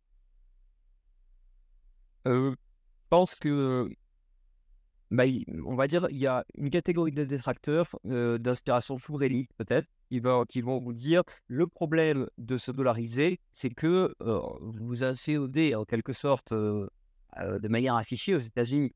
Ce qui est vrai et pas vrai. Effectivement, ça veut dire vous renoncez au contrôle de votre propre monnaie. Mais en gros, c'est de la même manière que je vais vous dire, attendez, moi si je sais pas moi je veux faire du bricolage dans la maison. L'électricité, je préfère pas y toucher parce que j'ai déjà eu quelques accidents, je me suis électrocuté et je sais que je peux me tuer comme ça et je vais peut-être laisser faire un professionnel, même si je préférerais pouvoir me balader en disant: «Regardez, c'est moi qui ai tout fait chez moi, y compris l'électricité». Bah, là, c'est un petit peu ça. Il faut accepter de ravaler un peu sa fierté quand on a eu un siècle d'expérience désastreuse et de dire, bon, bah, peut-être que justement, si on n'avait plus ce souci de la gestion monétaire, on pourrait se concentrer sur autre chose. Et le jour où on veut reprendre notre souveraineté monétaire, mais bon, généralement, la souveraineté monétaire, c'est toujours ceux qui veulent des mauvaises monnaies qui la réclament. Vous voyez, c'est vraiment... c'est généralement un argument de ceux qui veulent dire: «Oui, le problème de la perte de souveraineté monétaire, c'est que l'État ne peut plus, financer sa propre dette». C'est ça dont il s'agit en réalité. C'est que l'État argentin ne pourra plus financer sa propre dette. Donc voilà. L'autre argument, c'est de dire: «Regardez, dollariser l'économie argentine, ça veut dire une cure d'austérité monétaire», puisque de fait, ils se retrouvent sous le régime monétaire américain qui, moi, me semble probablement laxiste, mais qui, par rapport à tout le reste du monde, n'est pas si laxiste que ça, finalement. Donc finalement, c'est de dire: regardez, on leur a déjà imposé de l'austérité avec les mesures du FMI, etc., qui est assez globalement faux, puisqu'apparemment, le FMI n'a pas mis les mêmes conditions pour accorder les prêts par rapport à d'autres pays. Il semblerait que l'Argentine a été favorisée à ce niveau-là. Dans tous les cas, il n'y a pas eu beaucoup de réformes réellement effectuées. Et donc, l'idée, c'est de dire: dollariser, c'est une forme d'austérité. Or, regardez, ce pays n'a pas d'argent, il faut leur donner de l'argent. Donc là, c'est une idée de dire il faudrait remettre une pièce dans la machine plutôt que d'essayer de réformer le système. Donc voilà. Après, sinon, les débats sont plus sur la manière de dollariser, mais sur l'idée même de dollariser. De toute façon, ils sont bien obligés de reconnaître que certains pays l'ont fait et que ça marche pas trop mal. C'est pas une baguette magique au sens où c'est pas parce que vous avez une bonne institution qu'après le tissu économique magiquement va redevenir celui d'un pays parfaitement développé avec plein de technologies, de gens hyper qualifiés, de respect des institutions, etc. Mais enfin, c'est une bonne base déjà. On va dire ça peut pas faire de mal. Merci en tout cas pour cette partie-là. Et avant de passer aux questions du public, évidemment, parce qu'on le sait tous et on est passionné par Bitcoin, c'est pour ça qu'on existe chez Stacking Fat et Surfing Bitcoin. Milei est finalement perçu comme un candidat pro-Bitcoin parce qu'il aurait prononcé lors d'une de ses interventions qu'il était, voilà, j'allais dire favorable. Non, c'est évidemment pas du tout ce qu'il a dit, mais globalement qu'il était plutôt ouvert sur cette nouvelle monnaie. Et finalement, quel est toi ton avis sur le fait qu'un politique comme Milei, il ait plutôt une pensée positive pour Bitcoin et pourquoi est-ce que son idéologie politique serait proche de celle sous-jacente liée à Bitcoin? Oh, elle est plus que proche, elle est quasiment confondue. Maintenant, pourquoi est-ce qu'il n'en parle pas plus de Bitcoin? Ça, évidemment, je ne suis pas à sa place, je ne peux pas dire. L'hypothèse la plus probable, c'est qu'il a 53 ans et il n'a pas forcément, c'est pas forcément comme ça qu'il a appris le thème de la monnaie saine. Donc voilà. Et moi, je peux parler pour les économistes de tendance libérale et les économistes autrichiens de manière plus particulière. Il y a des gens qui ne sont pas forcément fans de Bitcoin, mais souvent c'est parce que c'est pas qu'ils pensent que l'offre monétaire limitée est une mauvaise chose, mais c'est qu'ils pensent plutôt que Bitcoin c'est moins bien que l'or, ou que Bitcoin comporte un défaut technique quelconque qui fait que ça ne tiendra pas dans le temps, ou parce qu'ils n'arrivent pas à se défaire de l'idée qu'une monnaie, ça doit être une monnaie marchandise. Bon, enfin, il faut, comme l'or par exemple, qui a quand même un usage industriel, etc. Donc voilà, c'est pour ça que beaucoup de gens sont prudents par rapport à Bitcoin, ce qui ne veut pas forcément dire qu'ils sont opposés. Donc voilà. Et de toute façon, j'ai envie de dire, même moi, je vais vous dire, si moi-même j'étais à la place de Milei, je pense pas que je dirais demain, je mets Bitcoin comme monnaie officielle de l'Argentine. Et pourtant, à titre personnel, c'est plutôt ce qui me dirait. Mais je pense que pour un pays qui a déjà autant de difficultés et qui doit déjà faire autant d'efforts pour retrouver une visibilité dans le futur et une crédibilité par rapport à ses partenaires au monde financier, au monde des affaires, etc., ils ne peuvent pas se lancer dans une expérience folle. Le Salvador, c'est différent. Ils avaient peut-être moins à perdre. C'est un plus petit pays. Ils étaient déjà dollarisés avant de bitcoiniser, ce qui est un fait très important quand même à souligner. Donc voilà, je pense que c'est beaucoup plus prudent de dollariser dans un premier temps parce que voilà, voyons déjà s'il est capable de dollariser et si le pays survit avec une monnaie moins laxiste que la leur. Et ensuite, on verra. Moi, ce qui je pense qui sera intéressant, c'est surtout de voir si Milei prend des mesures d'interdiction ou de limitation par rapport à Bitcoin. Et c'est là, je pense, que ce sera un vrai test peut-être de son libertarianisme. C'est que autant ça peut faire débat chez les libéraux, mais chez les libertariens, quelles que soient les opinions que peuvent avoir les gens sur la monnaie, ils peuvent penser, je sais pas, que l'or est mieux que le Bitcoin ou l'inverse. Mais ils vous diront jamais l'État doit imposer telle monnaie ou telle monnaie. Donc voilà. Juste une dernière chose avant de passer aux questions, c'est qu'effectivement, on voit qu'aujourd'hui, les Argentins ont une utilisation assez forte, assez élevée des cryptos. Bien sûr. Mais toi, tu penses qu'il aurait intérêt à justement à annoncer des mesures liées aux cryptos ou justement de laisser finalement le marché se faire naturellement et qu'il n'y ait pas de mesures en particulier par rapport aux cryptos, mais en général, je sais pas moi, sur justement une taxation très limitée, ou des mesures voilà, liées spécifiquement aux cryptos. Qu'est-ce que tu en penses par rapport à cette... Je dirais soit pas du tout de mesures, soit des mesures effectivement qui posent un cadre, c'est-à-dire une taxe ou pas, je n'ai pas forcément d'avis sur la question, mais en tout cas, une taxe qui soit visible, forfaitaire, pareil pour tout le monde, qui ne perturbe pas la comptabilité, l'investissement, etc. Voilà, de manière générale, oui, je pense que c'est plus logique de dire j'autorise Bitcoin à être utilisé comme monnaie et on verra bien si les gens l'utilisent, plutôt que de dire je lui donne un cours légal. J'ai pas étudié de près le cas du Salvador. Ça me semble assez casse-gueule pour différentes raisons de vouloir vraiment donner un cours légal à Bitcoin. Bitcoin est si bien que ça, d'ailleurs, il n'aura pas besoin d'avoir un cours légal pour s'imposer par rapport à d'autres monnaies. Et peut-être d'ailleurs qu'il pourra coexister par rapport à d'autres monnaies, mais pour certains types d'usages, plus liés à l'épargne, plus liés à je sais pas quoi. Voilà, donc c'est pas, à mon avis, ce qu'il peut faire de mieux, c'est rester ouvert, rester à l'écoute. Mais apparemment, les fanatiques de Bitcoin l'ont déjà contacté. Apparemment, il a déjà des propositions de rendez-vous avec le président du Salvador et son équipe, etc. Donc voilà, rassurez-vous, il en aura entendu parler et je pense qu'on lui suggérera très très fort. Voilà. Mais s'il est un peu malin politiquement, je pense qu'il commencera par déjà essayer de survivre à la dollarisation et puis après on verra. Ok, alors du coup, on a quelques questions du public. Après, certaines personnes n'osent pas prendre la parole, donc je vais me faire leur porte-parole. Effectivement, on a entendu justement après son élection, et notamment dans les pays occidentaux et notamment en France, que évidemment, que c'est un personnage controversé, qu'il a justement des idées sur la partie économie sociale un peu, on va dire, voilà, à controverse, hein. Notamment sur son climato-scepticisme, sur l'avortement, sur ces choses-là. Est-ce que tu as quelques commentaires à faire par rapport à ça et est-ce que, selon toi, finalement, c'est compatible avec, justement, son libéralisme? Alors, je vais essayer d'être bref. Sur l'avortement, c'est compatible, oui et non. C'est-à-dire que, comment dire, le débat tient au fait que certains considèrent que le fœtus est déjà un être humain, mais qui est juste pas capable de se défendre tout seul, et d'autres considèrent que c'est pas le cas. Donc la position libérale cohérente dans ce cas-là, sur le papier en tout cas, c'est de dire bon si c'est essentiellement le corps de la femme, on laisse comme ça, on fait rien et on n'interdit pas l'avortement et on ne le criminalise pas.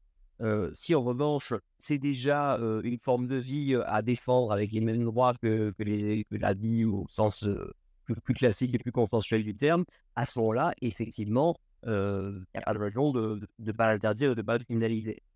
C'est un des rares sujets, je pense, où on est presque prêt à s'entretuer parfois entre libéraux. Moi, d'ailleurs, je suis un peu entre deux. Je n'ai pas forcément de position très arrêtée, mais je ne serais certainement pas, en tout cas, pour le pénaliser ou le criminaliser. En tout cas, ce qui est certain, et c'est là où je pense que ça devient intéressant, c'est qu'il a mis un peu d'eau dans son vin et qu'il n'est plus question, par exemple, de criminaliser l'avortement. Il veut quand même mettre une sorte de référendum ou un truc comme ça, mais je ne pense pas qu'il ira jusqu'au bout. En revanche, ce qu'il a souligné, à mon avis, à juste titre, c'est que ce soit d'ailleurs pour l'avortement, pour les transitions de genre, pour je ne sais pas quoi d'autre, c'est pas à l'État de le payer, très certainement. Donc ça, voilà, c'est une première chose. Mais je pense que l'avortement est vraiment sur un truc très spécifique. Il y a peut-être aussi le côté catholique très présent en Argentine. Et je pense que Milei est croyant.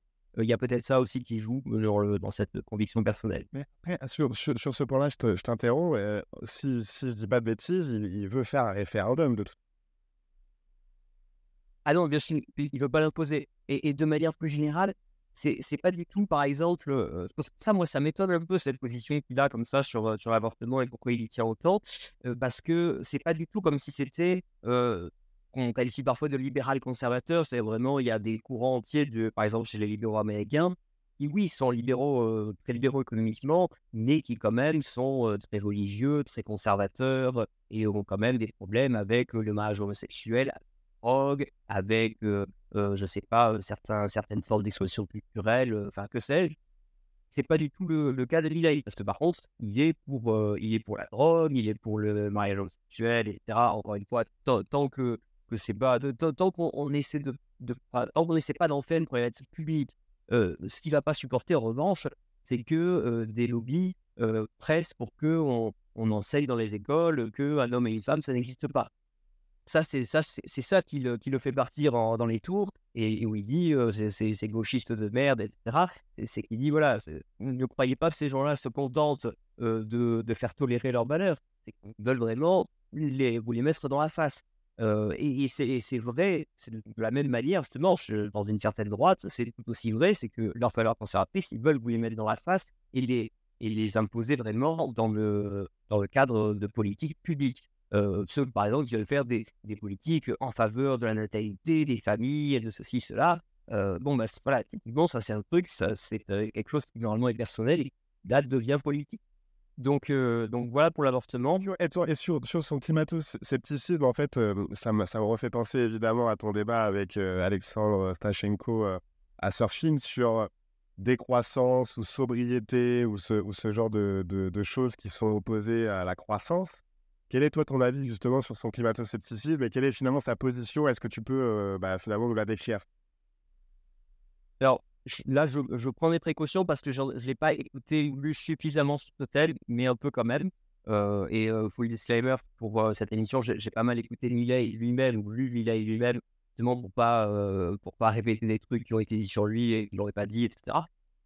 Pour le climato-scepticisme, en fait, c'est une position, je pense, qui est assez fréquente chez les antisystèmes en général. Et c'est pour ça que ça se trouve aussi chez les libéraux, avec différents degrés on va dire, de prudence et de modération, etc. C'est parce que c'est quelque chose qui vous est tellement mis dans la face et qui a un prolongement politique tellement directement à l'arrière-train de la pensée scientifique que vous avez juste un réflexe de méfiance, de vous dire quand vous dites oui, le consensus scientifique, etc., mais vous interdisez, ne serait-ce que de vaguement pointer, je ne sais pas, telle ou telle étude qui n'irait pas dans le sens du consensus. Là, vous vous dites, j'aimerais quand même creuser, en tout cas, j'aimerais pas hypothéquer tout mon futur sur la seule base de cette information-là, parce que ce ne serait pas la première fois que l'État prend de grandes orientations stratégiques qui s'avèrent totalement foireuses. À l'époque, il y avait des économistes et même un consensus scientifique, je dirais, dans beaucoup de facultés pour défendre le socialisme soviétique. Pour autant, ça n'a pas marché. Et pourtant, dans les équations, je vous jure que ça marchait. Donc, je ne dis pas que c'est la même chose au changement climatique, mais je dis, voilà, je peux comprendre en tout cas qu'il pousse un peu de côté le sujet. Et d'ailleurs, certaines fois, il dit, bon, bah oui, bah, il y a de réchauffement, mais c'est pas la faute de l'homme, ou c'est pas majoritairement la faute de l'homme, etc. Qui, je sais, est déjà une forme de négationnisme scientifique, semble-t-il. Mais en tout cas, je pense que ce qu'il dénonce plus largement que ça, c'est plutôt la manière dont la gauche s'empare de ce thème pour en faire une nouvelle forme de lutte des classes. Et je crois que c'est là-dessus d'ailleurs qu'il avait eu des propos intéressants, c'est qu'il avait dit, maintenant que les marxistes ont perdu sur le plan économique et qu'ils ne peuvent plus, ne serait-ce que par l'émergence de la classe moyenne, ils ne peuvent plus vous dire il y a les prolétaires contre les méchants patrons, etc. Eh bien, ils déplacent ça sur d'autres terrains. Et donc, c'est la lutte des classes entre les noirs et les blancs. C'est la lutte des classes entre les hommes et les femmes. Et donc, ça va être la lutte des classes entre les industrialistes et les écologistes, etc. Je pense que Millet, justement, par sa connaissance de l'économie, il doit savoir une chose, et là, pour le coup, c'est pas lui qui parle, mais c'est ce que j'ai cru comprendre de ses propos, c'est que c'est bien beau que les pays riches disent aux pays pauvres de tout de suite, là, maintenant, énormément restreindre leur consommation en énergie. Pour l'instant, les restrictions en consommation d'énergie ne feraient pas, en France, ça ne ferait pas des morts, là, comme ça, du jour au lendemain. Alors, ça dépend du niveau, mais en Argentine, oui. Quand vous êtes dans des pays, ou même au Liban ou ailleurs, où vous avez appel à cette électricité pour faire tourner les groupes électrogènes dans les hôpitaux, oui, il y a des gens, effectivement, qui mourront faute de médicaments, faute de nourriture, faute de soins, ou que sais-je. Donc, je pense que par-dessus tout, et c'est là peut-être où il a des sympathies avec des gens comme Orban, Trump, d'autres, c'est pas pour leurs idées, parce qu'en réalité, moi, pour avoir creusé, je fais peu de points communs, mais je pense qu'il a une certaine sympathie envers les gens qui comment dire, qui refusent de s'incliner, qui refusent de chercher une certaine forme de respectabilité, juste parce que il faudrait apparaître fréquentable et respectable. Donc, c'est pas une excuse pour être un con. Et donc, après, on pourrait parler du fond sur le climat, etc. Moi, j'ai pas forcément d'argumentaire à vous fournir, mais je pense que c'est ça, c'est il ne peut pas se laisser intimider et laisser le sort de l'Argentine aux mains du Forum de Davos, par exemple. Vous voyez? Moi, je renvoie nos auditeurs sur ton débat avec Alexandre Stachenko, justement sur croissance versus sobriété, pour approfondir ce sujet-là. Et j'aimerais passer sur une autre question du public. Donc là, c'est plus sur un aspect économique pur. Donc effectivement, Milei, bah, voilà, une connotation un peu négative des Occidentaux et des pays internationaux en général. Est-ce que tu crois que ça peut influencer la confiance des investisseurs étrangers sur les flux d'investissement vers l'Argentine? Est-ce qu'il peut y avoir un impact? Alors après, je t'avouerai que moi, je n'ai pas du tout étudié quels étaient les niveaux d'investissement des pays étrangers en Argentine, mais est-ce que ça peut influencer sur bah, l'importance de ces investissements? Je pense que, alors j'ai pas non plus les niveaux exacts, mais d'après ce que je comprends, ils sont très faibles, alors que c'est un pays qui en a connu des très forts pendant des décennies. Mais bah, j'ai envie de dire, si l'investisseur est réellement un être qui ne s'occupe que du profit et bien n'a rien à fiche du reste, je pense qu'il ne se demandera pas si Javier Milei penserait du bien de lui ou de son pays. Il se demandera si ça va rapporter du pognon. Donc si ça va rapporter du pognon, je pense que voilà, ça n'empêchera pas de la même manière que, je ne suis pas en train de défendre ça, mais regardez que la situation des droits de l'homme en Arabie Saoudite ou au Qatar n'a jamais empêché la France de faire des affaires avec, ou les Qataris de venir investir en France, alors que dans le même temps, leur chaîne nationale dit que la France est un pays islamophobe, soutient Israël, etc. Donc voilà, moi je pense que ça c'est l'une des choses, mais au niveau investissement, je ne pense pas que ce soit un vrai frein. Et j'ajoute une dernière chose, moi je l'ai beaucoup entendu dire du bien des démocraties libérales, mais en revanche, je l'ai entendu dire il n'y a pas de place pour Poutine dans le monde, dans le monde civilisé. Alors que Donald Trump, lui, était plutôt, il aimait le côté fort, pose les coordonnées sur la table, tout, de Poutine, il aimait ça. Voilà, je pense que Milei, il aime moins le côté homme fort que le côté anti-système. Mais quand on le regarde, par exemple sur le libre-échange, il est extrêmement, extrêmement différent de Trump ou d'autres, hein, d'ailleurs, parce que lui, le commerce, d'abord, c'est pas le sujet de l'État. C'est ça, en fait. Que c'est pas, il dit pas l'Argentine va retrouver sa grandeur parce que on va niquer la Chine. Désolé, je trouve pas de meilleur mot à l'instant, mais voilà, c'est pas on va gagner, les autres vont perdre. Lui, et il me fait dire aussi qu'il est plus libéral que d'autres qu'on considère extra-libéraux parfois, et qui comprend que c'est pas un jeu à somme nulle. Donc il dit moi j'ai pas à favoriser tel ou tel truc. Si les Argentins veulent faire du commerce à l'étranger, tant mieux. Si les investisseurs investissent chez nous, tant mieux. Mais on va pas aller leur présenter une copie en disant voilà notre pitch, voilà comment on va vous donner les avantages fiscaux, des machins, tout ça. Non, vous avez juste en fait qu'on construise un pays qui attirerait de manière organique les capitaux. La semaine dernière, $1 te donnait un peu moins de 400 pesos. Aujourd'hui, $1, c'est 800 pesos argentins que tu as. Donc, c'est-à-dire, quelque part, si tu as des dollars, tu as doublé ton pouvoir d'achat en Argentine. Donc, est-ce que tu as un meilleur pouvoir d'investissement en arrivant en dollars?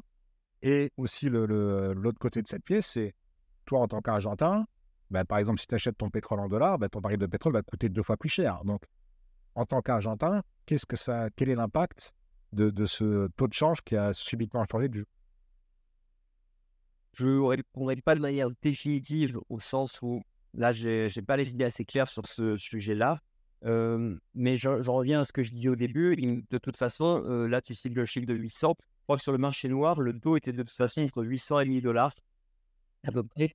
Donc, en fait, on revient au vrai prix. Maintenant, comment ça se passait lorsque par exemple, comment est-ce que, techniquement parlant, l'Argentine importe son pétrole? Et qui paye? Est-ce que c'est des sociétés? Est-ce que directement, ce sont des ministères qui payent et utilisent pour ça les réserves en dollars de la Banque centrale, etc. J'ai tendance à penser que de toute façon, ça ne changera pas grand-chose parce que l'Argentin, peut-être effectivement que maintenant, le nombre de dollars qu'il peut avoir avec ses pesos a largement diminué, mais de toute façon, il ne pouvait pas les utiliser. Donc, par exemple, pour le pétrole, ça ne changera rien à partir du moment où, de toute façon, il ne pouvait pas lui-même demander plus ou moins de pétrole. J'imagine que dans ces pays, et là, bon, je ne vais pas vous dire à ce niveau de détail, mais il y a probablement seulement des restrictions sur les quantités de carburant qu'on peut consommer, parce que s'il y avait un vrai prix de marché là-dessus, ça me semblerait difficilement tenable. Donc voilà, je ne sais pas si ça répond à la question, mais... Il y a une autre question du public. Alors, encore une fois, c'est sur la perception des Occidentaux et notamment des Français sur Milei.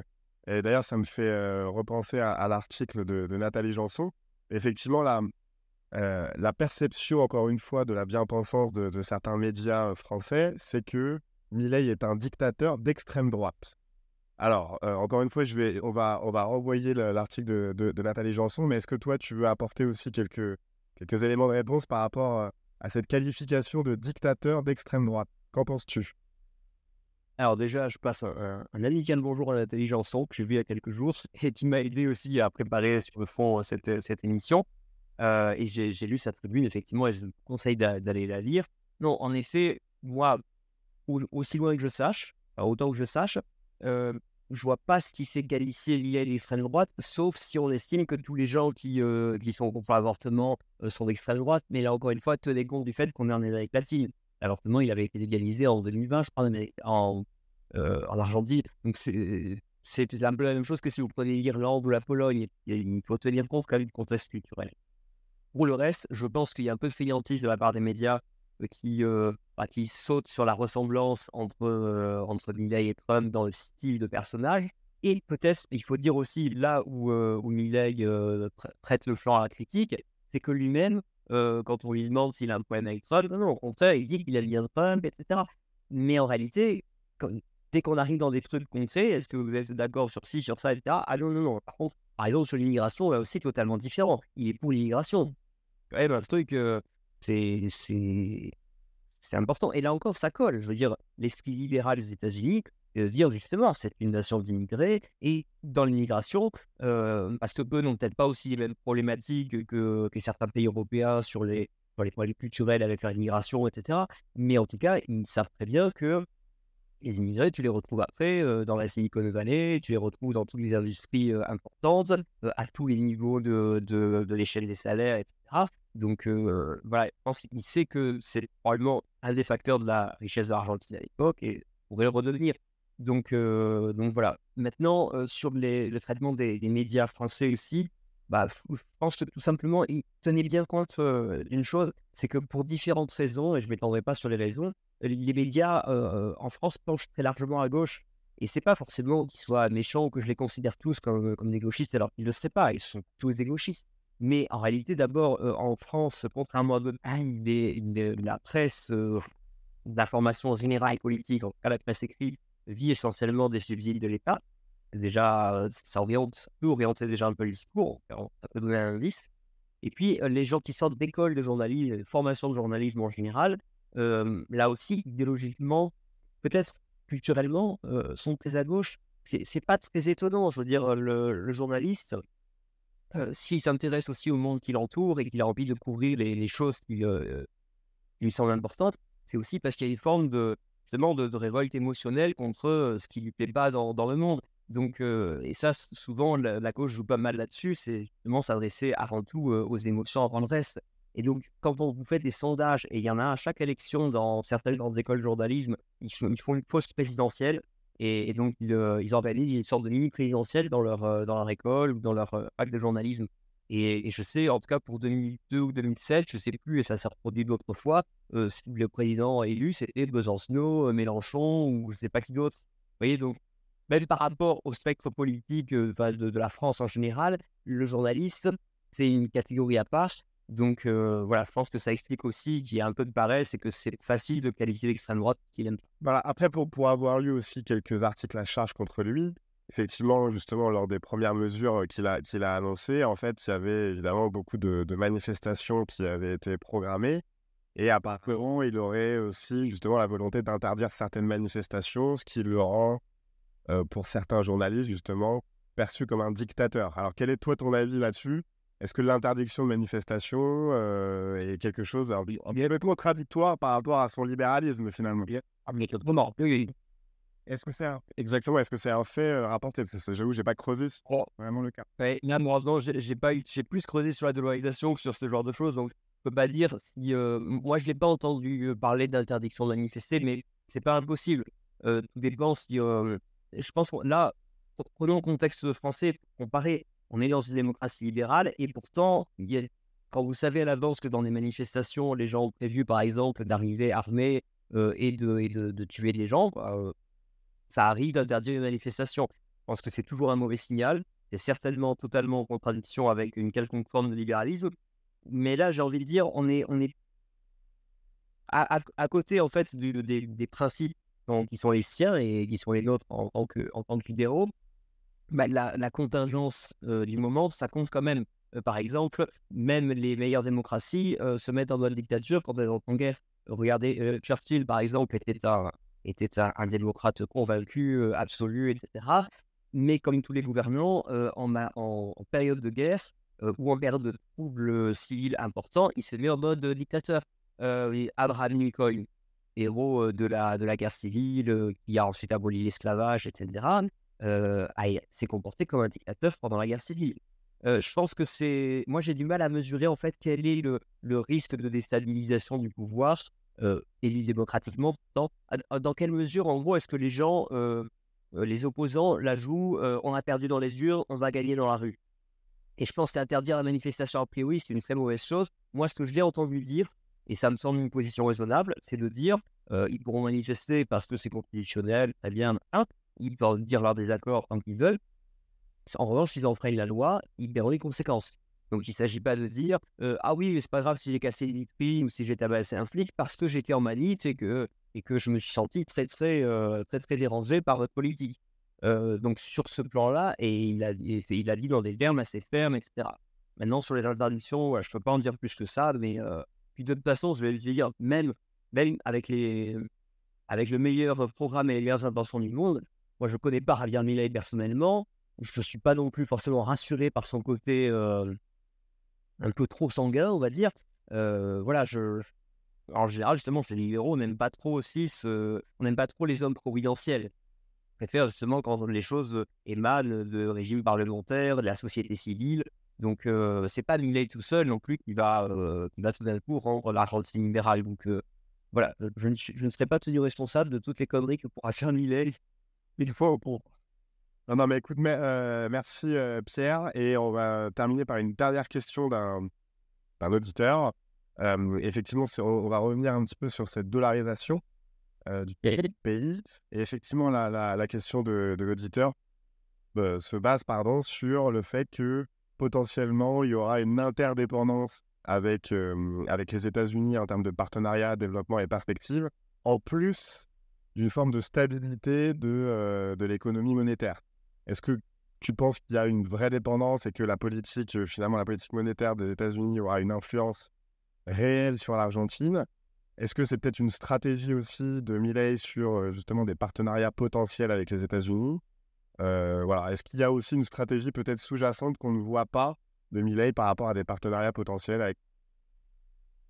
J'ai pas l'impression. Je pense qu'en tout cas, pour lui, ne le vivrait pas comme une critique. Si on lui disait ça, ça va vous obliger à plus collaborer avec les États-Unis, il dirait tant mieux, ça fait faire les États-Unis que le Venezuela ou la Chine ou la Russie. Mais même ça, il n'y a pas. Oui, il y a quand même un point important, c'est que quand vous êtes dollarisé, ça veut dire oui, ne plus avoir par exemple votre banque centrale, mais vous avez toujours une banque centrale qui agit pour vous ou contre vous, qui est celle des États-Unis. Donc oui, vous subissez les mesures prises par les États-Unis. Par exemple, lorsqu'ils augmentent leur taux d'intérêt là, pour lutter contre l'inflation, oui, tous les pays qui sont dollarisés en subissent les effets positifs comme négatifs. Donc, dans ce sens-là, oui, vous vous retrouvez un peu, vous vous retrouvez à la merci de la gouvernance de la Fed aux États-Unis. Mais je pense que le point de vue de ces pays, et il se comprend très bien, c'est de dire, franchement, ce serait difficile de faire pire que ce qu'on a fait jusque-là. Donc, dans la mesure où on ne peut pas se franc-suicider ou je ne sais pas quelle autre monnaie serait un peu stable, oui, alors sinon, on pourrait dire que ce serait encore mieux qu'ils rétablissent l'Eternal War, etc. Mais depuis le temps, je ne sais même pas s'ils savent comment on fait techniquement et compagnie. Donc, voilà, oui, la dollarisation vous met sous la coupe des États-Unis pour les monétaires. Maintenant, attention, c'est pas non plus...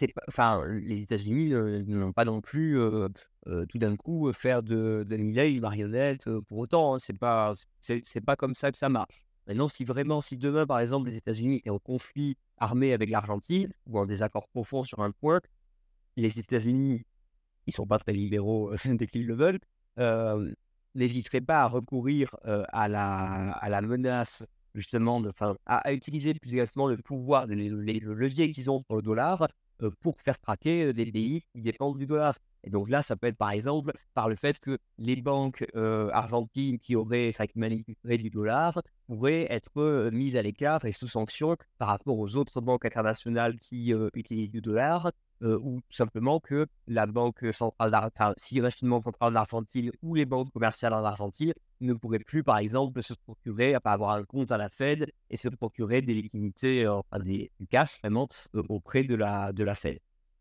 Mais bon, encore une fois, je pense qu'il n'y a pas d'option idéale là-dedans et à mon avis, son pari, c'est que même les États-Unis vous mettent dans une position monétaire extrêmement difficile, c'est que de toute façon, le reste du monde ira de manière encore pire. Donc, je pense que ça règle les risques. Quelque part, pour résumer un petit peu, c'est que le dollar américain affiche sur le marché mondialement, et quelque part, quand les États-Unis impriment des dollars, ils diluent l'inflation autour du globe, alors que l'Argentine étant un marché beaucoup plus petit, dès qu'ils impriment, l'effet sur l'inflation est beaucoup plus. C'est tout à fait nouveau. Et c'est intéressant que tu dis ça, parce que ça, il y a peu de monde qui se fait la remarque, parce que c'est aussi comme ça que les États-Unis ont pu attendre aussi longtemps et imprimer autant de dollars avant d'avoir de l'inflation. C'est que eux, ils ont cette espèce de mouvement d'aspiration qui est que tant qu'ils émettent du bon du trésor, il n'y a pas que les Américains qui les achètent ou quelques investisseurs étrangers, mais tout le monde achète des bons du trésor américain. C'est l'actif recherché par excellence.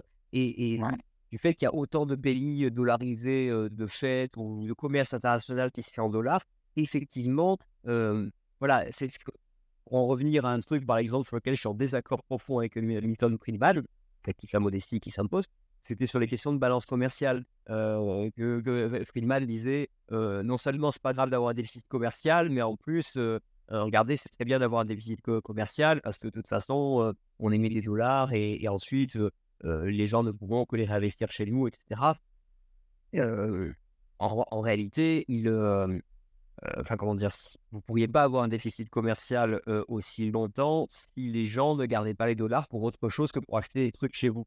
Donc voilà, pour refaire short, dans les années 60-70, effectivement, il a fallu vraiment 20 ans comme ça pour que l'impression monétaire américaine fasse réagir les pays qui en dépendaient, qui avaient leur monnaie qui était gagée sur le dollar, adossée au dollar, en tout cas, au point de dire, bon, maintenant, on va se méfier du dollar et on va demander de l'or à la place. Donc voilà, c'est exact. Et donc, admettons, moi je suis un Argentin, donc je comprends un petit peu tous les mécanismes qui sont en place. Le marché argentin étant extrêmement... le taux de pénétration de la crypto est quand même assez important en Argentine. Et il y a aussi l'USDT, donc le Tether, donc la virtualisation du dollar américain sur des blockchains, qui d'ailleurs, l'USDT possède une grosse part de la dette américaine, je crois que c'est quelque chose comme 20%. Oui. Ils auraient sur ce qu'ils possèdent. Voilà, en tout cas il y a une forte part de l'USDT, ou en tout cas de la réserve USDT dans les bons du trésor.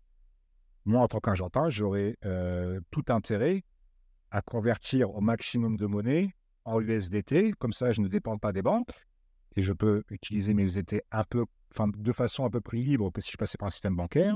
J'ai accès quelque part à l'économie internationale et j'arrête la dévaluation du pesos et quelque part, je suis extrêmement gagnant à convertir toutes mes économies en USDT pour aussi me retirer la pression banque.